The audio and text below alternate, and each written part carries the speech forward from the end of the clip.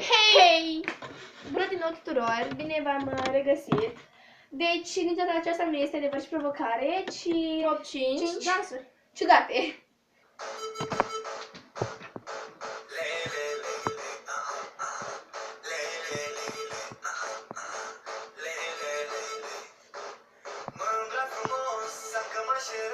Mi se vede burta, sunt un barusan. Am luat-o pe firmă, fete o duzină, le mică mașină, viață de magnat. Da, sticii, sunt un cocalat, dintre toți românii eu sunt cel mai popular. Prima a fost Cocalarii, Da. iar numărul 2 Ești rupt în două.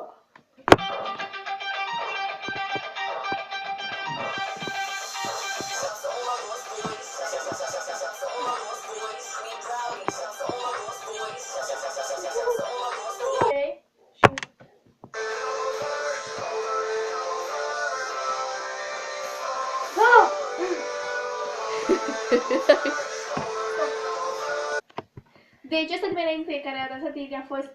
Amețitul. Da? Și urmează Pipi.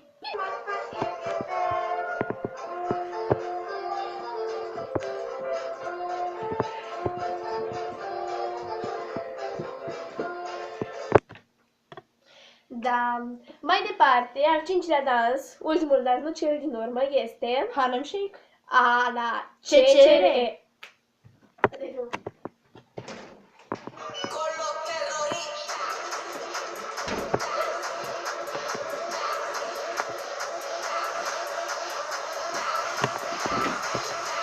Oprește.